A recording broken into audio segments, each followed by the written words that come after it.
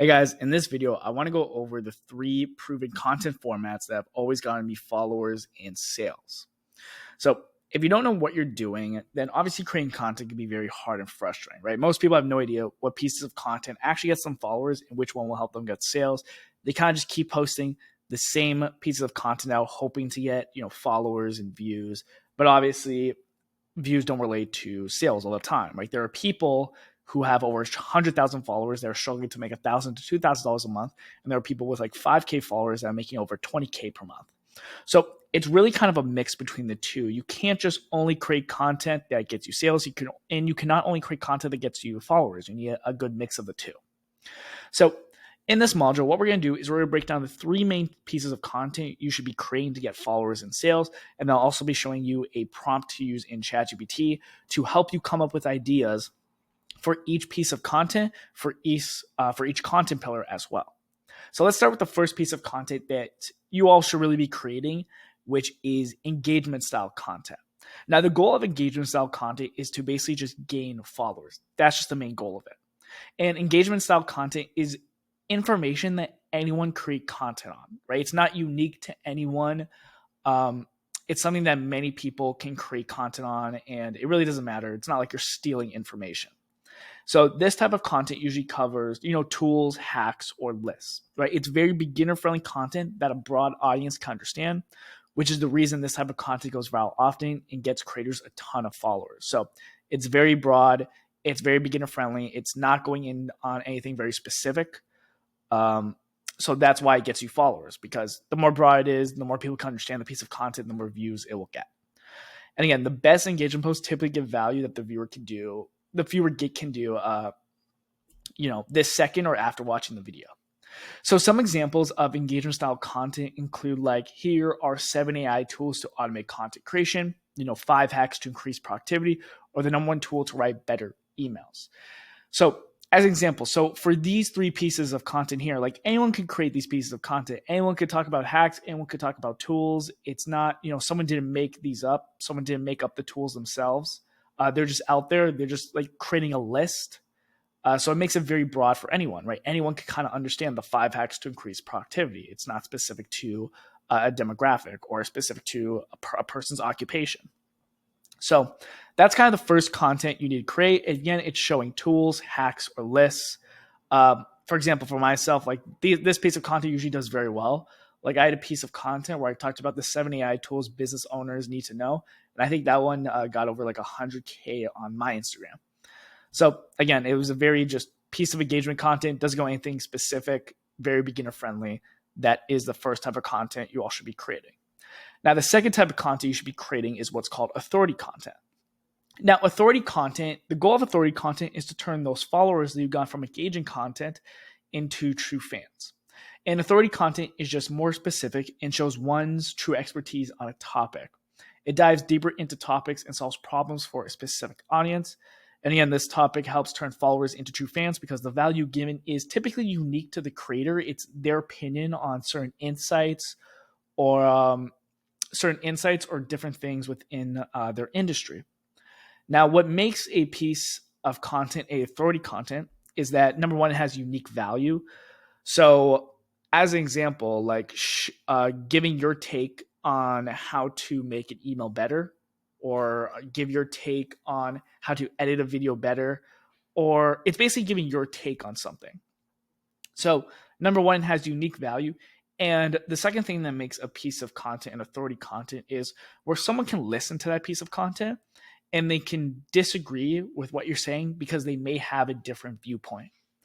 You see, with engagement style content, nobody can kind of disagree with this piece of content here, like these 7 AI tools to automate content creation. There's like nothing to disagree there. But let's say for the authority content, the way we could turn this into authority content is this is the number 1 AI tool. This is the number 1 AI tool to automate content creation. People can disagree with that because they may not agree with that specific tool. So examples of authority content here is like the psychology behind high converting content. Again, there are many different takes on what this could be. So there'll be many different opinions. So again, that would make an authority content. Building your personal brand as a thought leader, step-by-step guide. Again, people might not exactly agree with this step-by-step guide you give, but again, since you're giving a step-by-step guide that is unique to you, that's what you think will get people to build a personal brand, that makes an authority piece of content. 3 strategies to use to repurpose content. Again, that would be an authority style content as well. So that is the second type of content you need to be making. And then the third type of content is sales content. And sales content now turns those true fans into actual customers. So the purpose of this type of content is just to show your true expertise and results and get the viewer to take your desired result, which is typically to buy a product or to book a call. Now, sales content makes your audience trust your expertise and give them reasons to trust you through typically social proof. And again, ways to do social proof is like sharing testimonials in your content, sharing achievements, showing results, sharing extremely specific like knowledge content. An example of sales content can include like, oh, the messaging hack that increased our conversion by 150%. You're talking about your own result here, so that would be a sales piece of content. Our proven script for closing sales calls.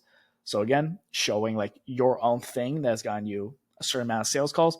Our secret weapon tool for consistent lead generation. So if you notice a pattern here, sales content, you're not really saying, hey, here's like the secret weapon for lead generation. You're more going from you to like I. So here's my secret weapon tool for consistent lead generation that's gotten me X amount of leads in Y amount of days, for an example. Like our proven script for closing sales calls. So an example here, our proven script for closing, for getting like 50% close rate on sales calls, right? That would be a sales piece of content. So it's really just going over your results, going over your testimonials, going over your social proof. That's kind of just what sales content is. Now, for this prompt right here that I give you here, so for this prompt, basically what this is going to do is to make you more understand what kind of content is engagement content, authority content, sales content. I created this prompt that gives you different content ideas for each content pillar that we got in the first module, if you remember, which was creating a winning content strategy using AI.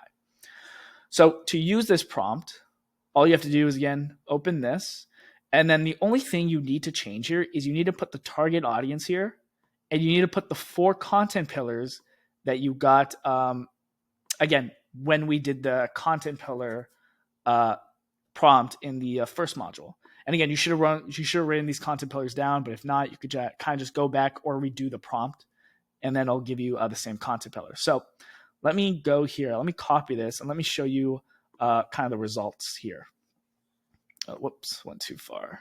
Let me get back.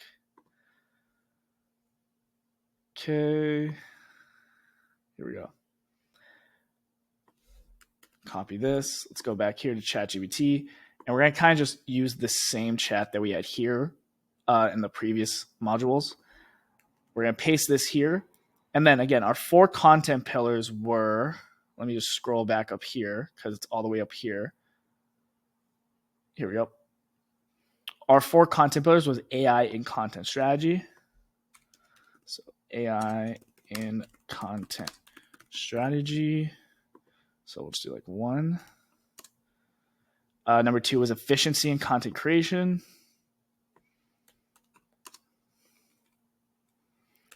2, efficiency in content creation.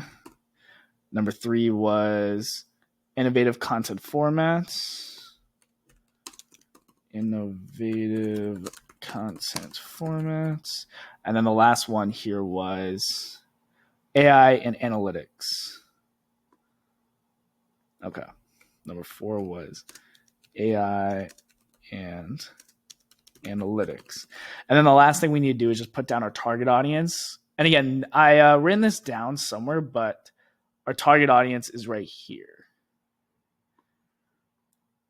And again, from the previous modules, you should have saved your target audience somewhere, as I mentioned.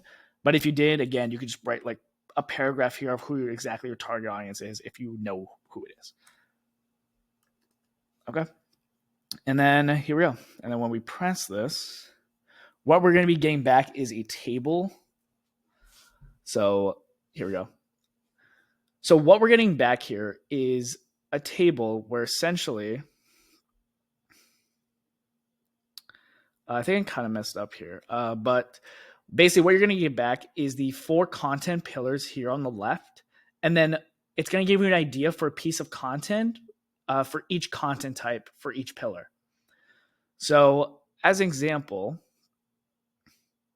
for our content pillar for AI and content strategy, the engagement piece of content it's recommending we do is like 5 AI tools for revolutionizing content marketing, or the top 3 AI hacks for content trend forecasting. Again, 2 very good content ideas that we could do that are engagement style content, because again, it goes over tools and a hack. Authority style content here recommends for this pillar is the future of marketing, integrating AI in your content strategy. Again, this would be more of like an opinion piece of how to do it. So that's why it's an authority piece of content. And this one, debunking myths, AI and creativity in content marketing. And then here for the sales content, it's recommending that I do like a case study on how AI transform our clients' content strategy and double their leads. Again, that would be a great piece of content to create to show your expertise in using AI in content. And then another one here is it's saying to use like a webinar on masterclasses on AI-driven content strategy, secrets to success. So yeah, so this basically, again, it just gives you ideas for content for each content type here for each of the pillars. That just so I kind of create this prompt just so you guys can more understand like the difference between the 3. That's kind of the goal of this, but you can obviously create these pieces of content here that it gives you as well. Okay, guys, so that was basically it for this video. Hopefully that made you understand like the 3 pieces of content you need to create. So again, whenever you're creating a piece of content, just think about this. Does it fall under one of these categories? And then for my personal recommendation, for every 10 pieces of content you create, I believe 5 of them should be engagement content, 2 to 3 should be authority content, and then 1 to 2 should be sales content. And the reason that is because, again, you can't really sell people if you have no followers. So the primary goal is to first get your followers, right? That's top of funnel. First, get your followers. Then when you're getting followers, turning them into true fans through authority content. And then once you have enough true fans, turn them into customers through your sales content. Okay, guys, so that's it for this video, and I'll see you in the next one. Take it easy.